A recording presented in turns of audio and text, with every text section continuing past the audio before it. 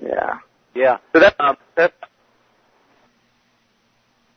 I was going to say the stories, the reason I wanted to focus on Sean David Morton with this show, the stories about him are legion. I have other inside information I've received over the years, but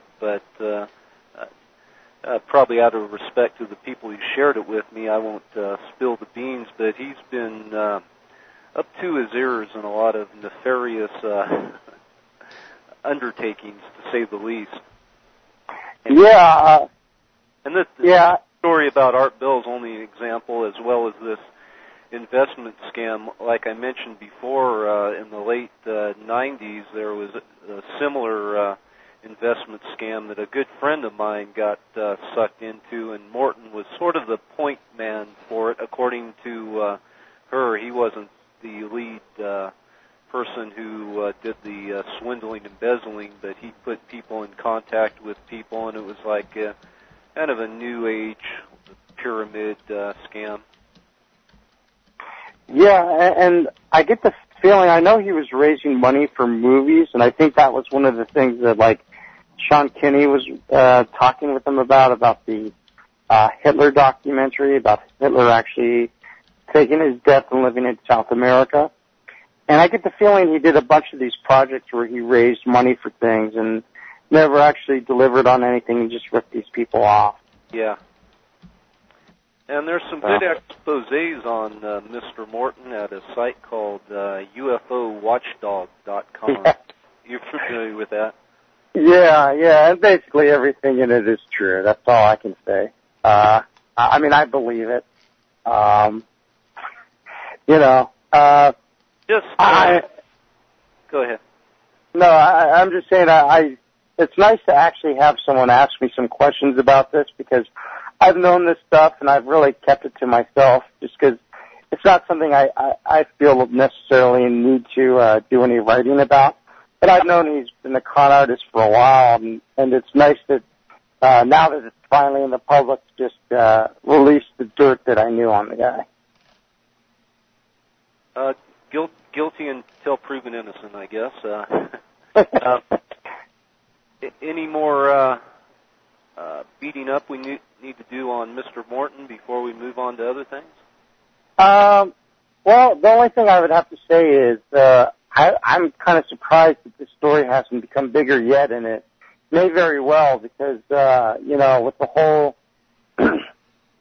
Goldman Sachs story that's out there, I would imagine Wall Street would like to have little distractions from their story and scapegoats, and like Bernie Madoff, and not to defend Bernie Madoff and what he did, but his is more like the aberration of Wall Street, whereas Wall Street's cons were pretty much, they were all doing it, and that's why Madoff was more interesting, was because it made it into not the whole culture, but some individual problem. And I wouldn't be surprised if this Sean David Morton story gets more airplay eventually, because, it's a perfect case of a scapegoat from the bigger problem. And in this case, the scapegoat is probably deserving. Well, yeah. hopefully we'll see him on American Greed soon. I guess in the grand scheme of things, comparing Morton to Madoff and some of these bigger scams, I mean, it's peanuts. We're talking $6 million yeah. case of Morton here. But pound for pound, he's a pretty shameless guy. That's the thing. If he was in the shoes of Bernie Madoff or the head of Goldman Sachs, it's frightening what he could have done. Yeah. Oh, yeah, no doubt. He's a pretty slick character, snake oil salesman, and some of the claims he's made over the years, Yeah, I haven't even gone into that with this, just because it's more like I don't even really bother to listen to him or pay attention, because, I know what he is, let's put it that way. And again, all I can tell you is my dealings with the guy, confirmed all my instinctual reaction when I first met him, that this guy is a con artist through and through. Enough said.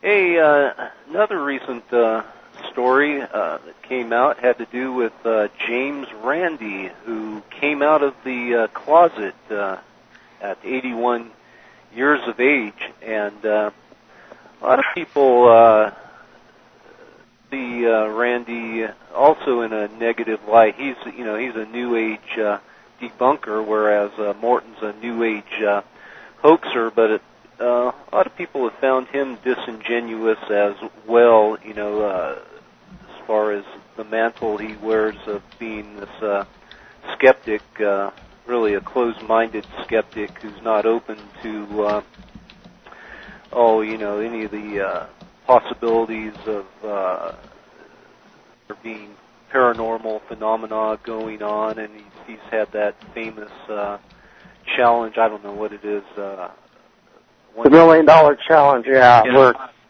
I think the other person has to put up money first, and then my understanding is that he has to put all the rules and restrictions in it, and he actually even chooses which ones to go through it as well. And it's basically a rigged game anyway. So, it's.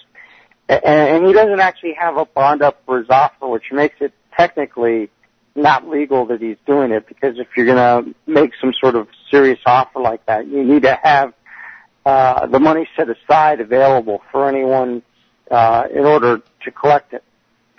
So that's one of the more interesting side notes in the whole $1 million offer. Yeah. But the other thing which I think is interesting is, he's one of these leaders of what is it called? The Committee for the Scientific Investigation of the Occult and Paranormal, right? Yeah, Vyzygoth. And Vyzygoth, yeah. And it's kind of weird because he is not a scientist by any means. He's, just a magician. And, that shouldn't qualify him, but when he talks about science, it's not like he has any real credentials in the field. So that's something I've always found a little interesting. And why is this guy so high up in the Psychop, their totem? And it's one of those interesting mysteries. I guess the answer is that he is admittedly a charismatic guy who, definitely gives them some airplay. So maybe that's the answer. But still, he's not someone who, if you want to put up as a spokesman for science, again, he's not Stephen Hawking. He's not Albert Einstein. He's a guy who does magic tricks. Exactly. Yeah. And go on. I'm sorry. No, go ahead. Yeah, my interest in James Randi, being skeptical of him.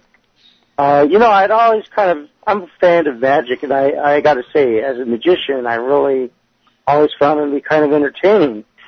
And I think when I was like a teenager, and I was watching TV one day. It was I think like Oprah or something, and he was on, and they were talking about paranormal things. And I think he was on with the psychic woman, and this woman, who knows what the truth or false of her was, but he was just relentless, and he was just really rude and dismissive, offensively rude. Like, even if she, it's one thing to say, well, you know what, she's not as, good as her claims may be. She may be sincere, but it doesn't follow science. He wouldn't even go that road. He was like that this woman was lying, and she knew she was lying, and that she was a complete fraud.